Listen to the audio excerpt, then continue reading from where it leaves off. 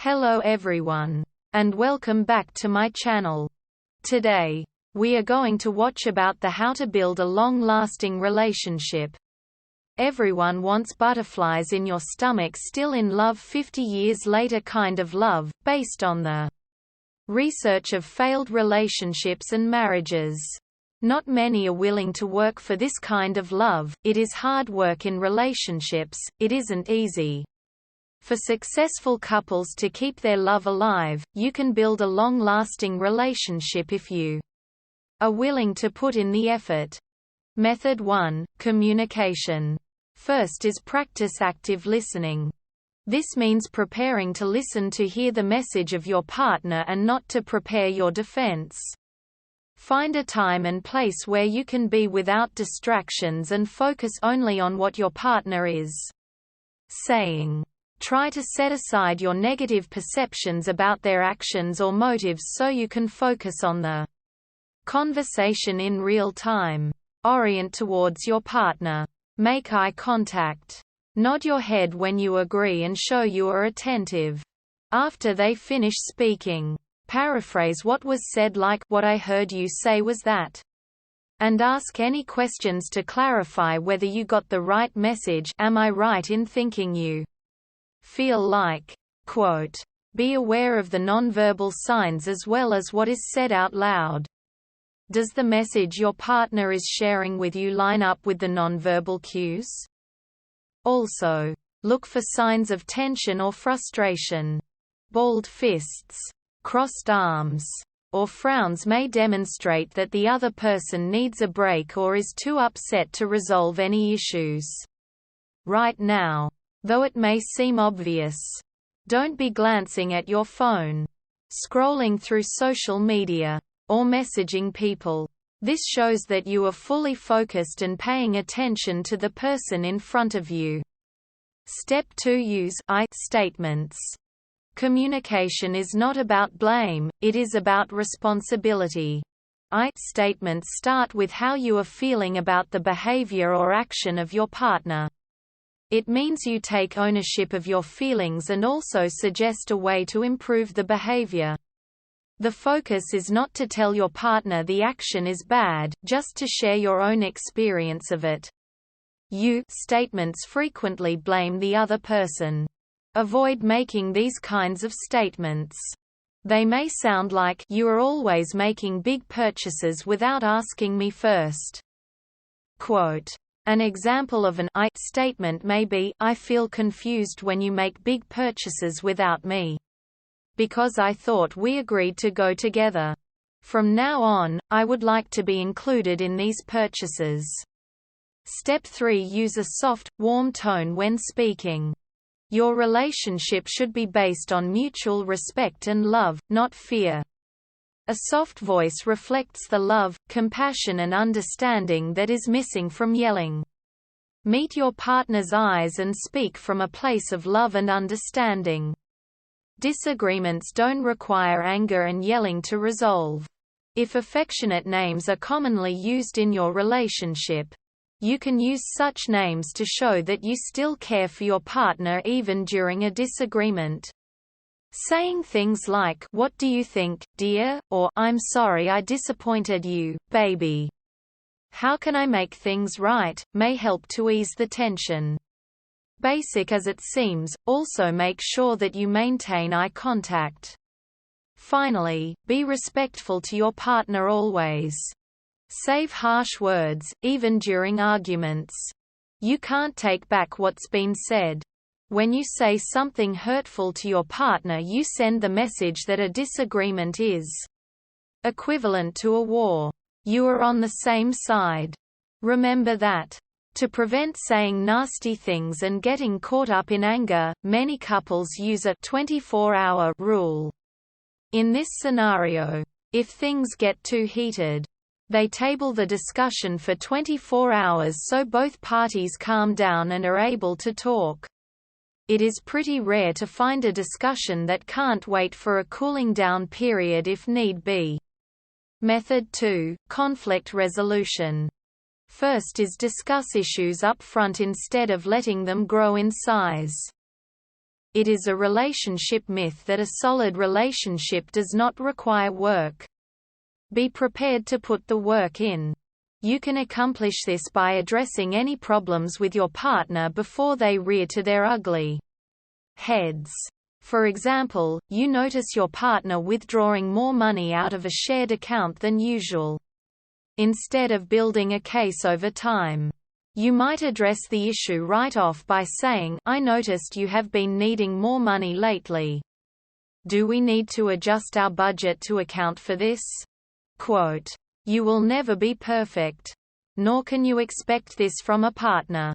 There will always be issues that come up, and you can either learn to treat them as you would any other obstacle, or you can hide them until they balloon into a huge problem. Make a commitment to hold a weekly check-in in which either of you can bring up any issues you have on your chest. Communicating problems with the idea of tackling them as soon as they come up helps you establish a strong foundation. Make sure that you try to follow through with whatever you two say and decide over the course of your conversation. Plans are only useful if they're carried out. Step 2. Be willing to compromise. Pick your battles wisely. Not every issue needs to turn into a battle. There will be some that need to be talked out, others that go unsaid, and finally some that just end up not being important compared to what you gain from the relationship. Compromising may include writing out a pros and cons list to points of disagreement and talking through the list objectively.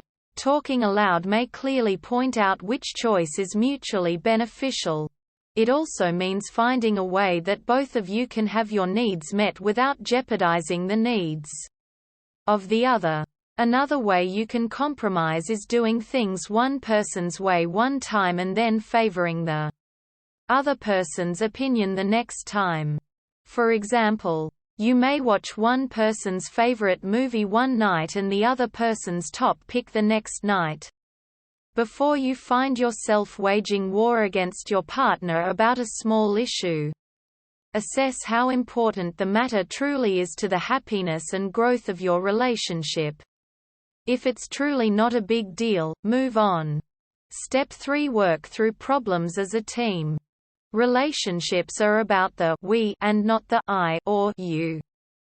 Focus on honest communication to work through problems together with room for each of you to give and take.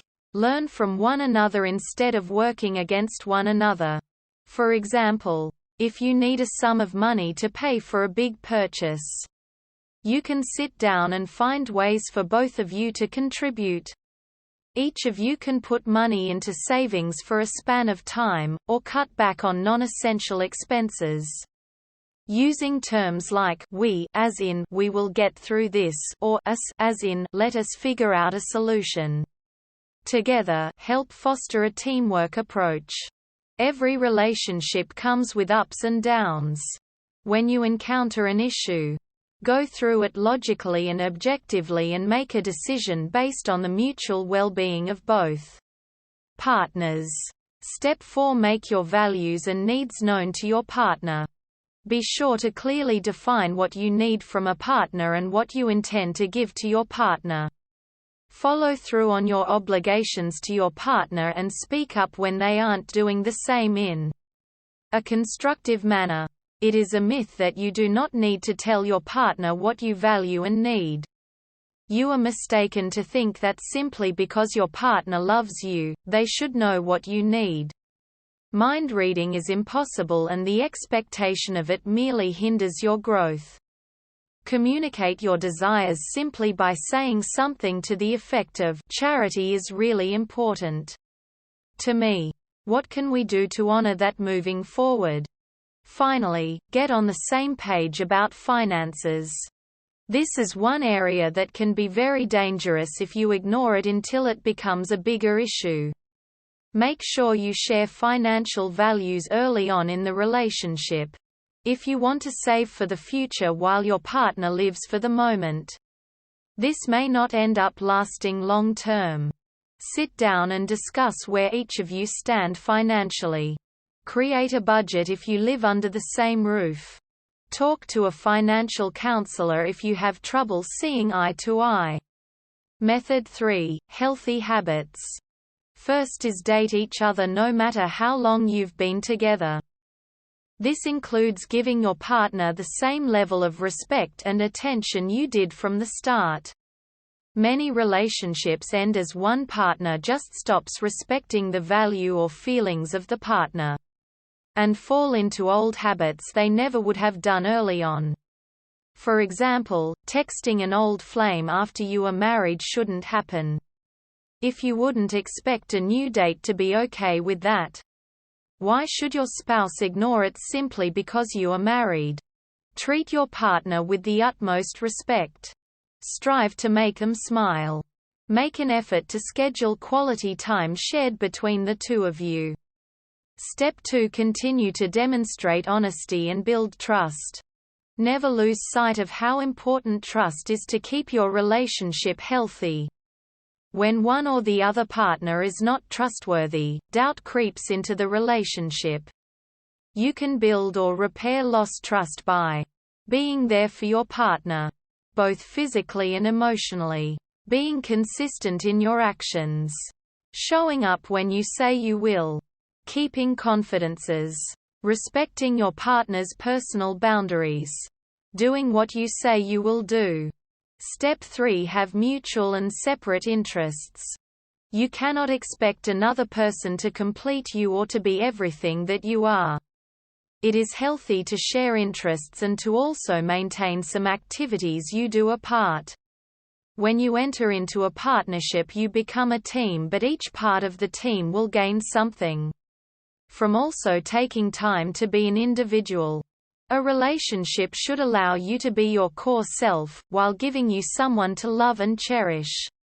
It will not be good for you or your partner if one of you become codependent and requires the other to take an interest in anything. Finally, support one another's passions and dreams. Support these dreams and also recognize you cannot make all of them come true.